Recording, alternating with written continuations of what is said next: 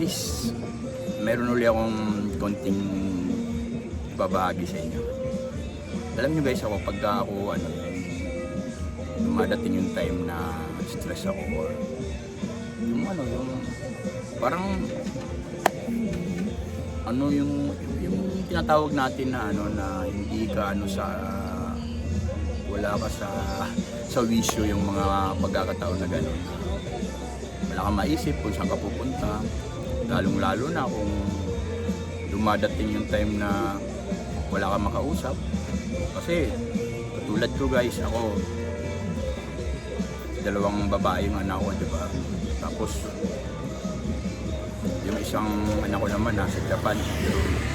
So pag yan, sila mga nasa work, yung bunso ko si Rich, pag nandun sa school naman, ako na lang mag-isa. Yun pala guys, marirealize mo pala na napakalungkot ng buhay mo pag nag-iisa ka na. Kasi alam nyo guys, i-reveal ko sa inyo yung yung life ko na single dad ako. Kasi before, ganun talaga ang buhay. May loved ones ako, si Gina, but siguro na rin ni Lord na mauna na siya. So ito, inilalaan ko na lang talaga yung sarili ko sa pagbablog. Kasi parang ito yung ito yung gusto kong mundong tatahakin, na may maibahagi man lang ako or makita man lang ng mga anak ko kung ako na tayo, di ba? Yung hindi na natin kayang gumawa ng mga ganito, mapapanood pa rin natin yung sarili natin. At sila, mapapanood pa rin nila. Hanggang sa kaapu-apuhan mo siguro mapapanood. Hanggat hindi dinidelete ni YouTube, ni TikTok, or ni Facebook yung mga ganitong bagay na ginagawa natin.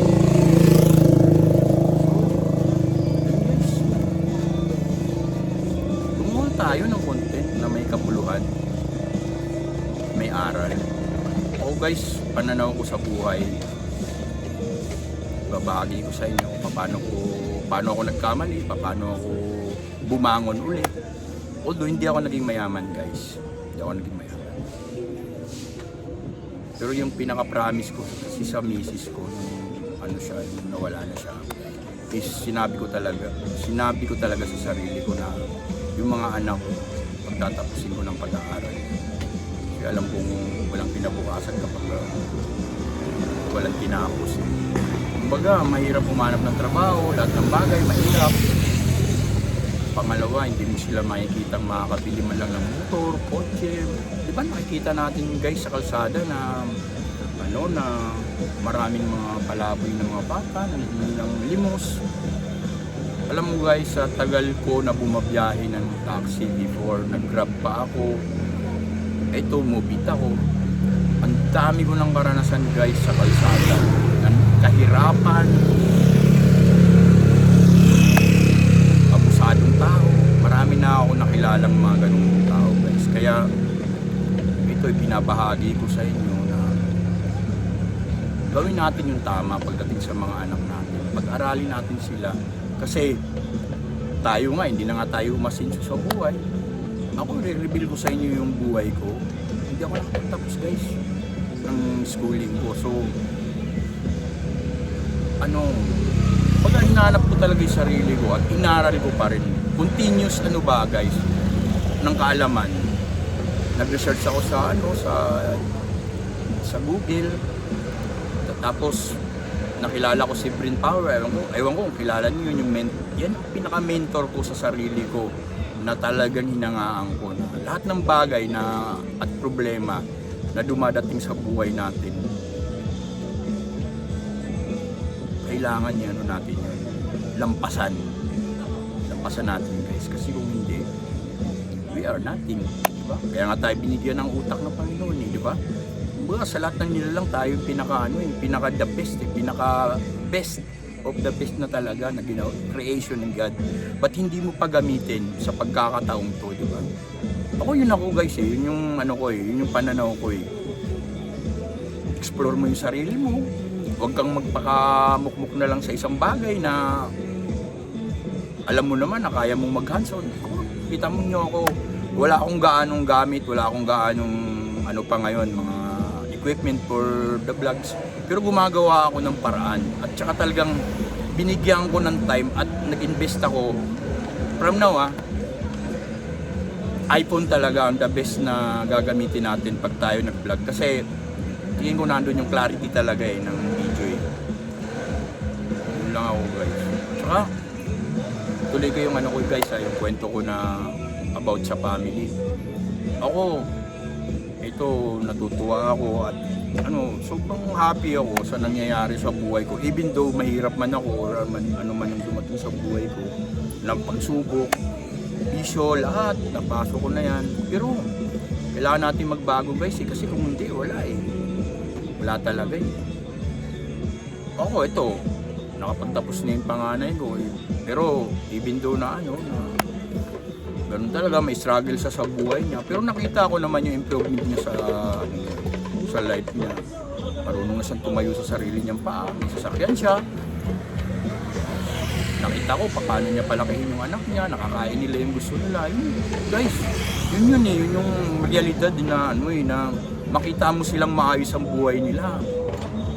Bilang father ako para sa tayo. Kung sino man yung nakakapanood ngayon ng video ko na to na ama din na katulad ko, lalong-lalo na yung mga single dad dyan.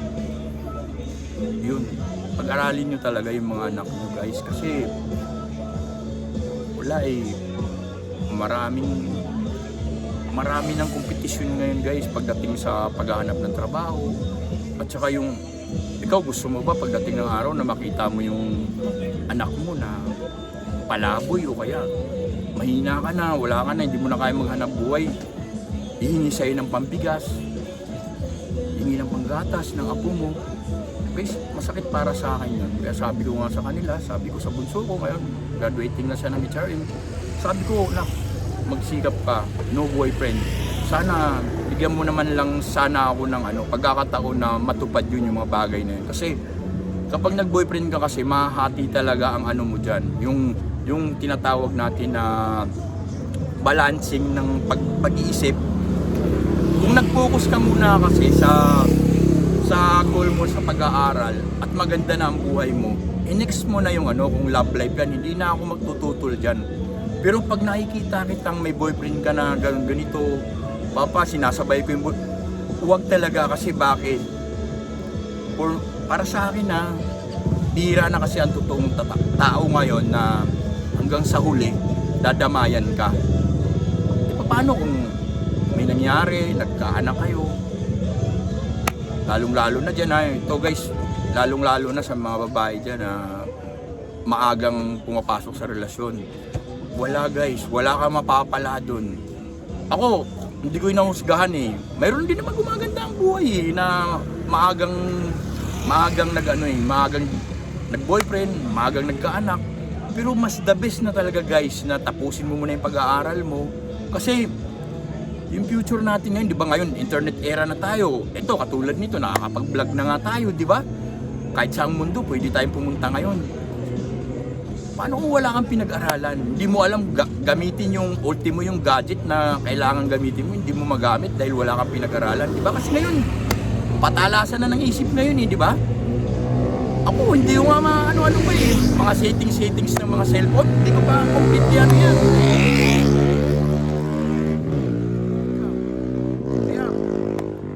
yun guys, sa family ako, yun siguro yung pinakamasayang panahon na sasabihin ko sa sarili ko na okay na ako kapag nakapagtapos na sila at nakita kong maganda trabaho nila. Kasi ako pangarap ko talaga sa bunso ko guys, re-reveal ko sa inyo. Sana sabi ko, Rich, makasampa ka man lang ng barko bilang crew ng yung mga cruise ship. Kasi iba't ibang lahi makikita mo dyan. Makapunta ka ng Europe, makapunta ka ng Amerika, ng libre. Gusto ko, kasi yung pangarap ko gusto ko mangyari, sa'yo na mangyari yun. Na sabi ko sa kanyang gano'n. Kaya sana kung mapapanood mo to, Rich, gumagawa ako ng content na to kasi para sa'yo din to. O para sa family ko, kay Giselle, kay Ellie, sa lahat ng pamilya ko, sa family ko. Gusto gusto ko mapanood nyo to na may mga sinasabi ako ng mga bagay na ganito. Hindi lang kalukuhan, hindi lang isyo, hindi lang kung anong yabang, gano'n. Ako, okay na eh, di ba? Yeah, guys, masaya ako. Sana suportahan nyo ako sa mga vlogs ko, panoorin nyo. Kasi lahat naman ng bibitawan ko salita rito may kabuluhan. Tsaka may aral na mapupulot. Tsaka remind ko sa inyo guys, kung naguguluhan kayo sa sarili nyo at wala kayong makausap at talagang sasabihin na natin stress ka sa buhay mo, mag-explore ka sa Google yung mga mentor na katulad ni Brain Power. Susuportahan ko yan. Napakaganda ng mga niya, advice niya, guys. I-cut ko muna guys kasi medyo mahaba na. Maraming salamat. Tsaka like nyo rin ako guys. And then pwede rin. Maraming salamat kung ipapalo nyo ako. Kasi lahat naman ng bagay na sasabihin ko rito para sa buhay talaga ng tao. Maraming salamat sa mga magla-live dyan. Thank you.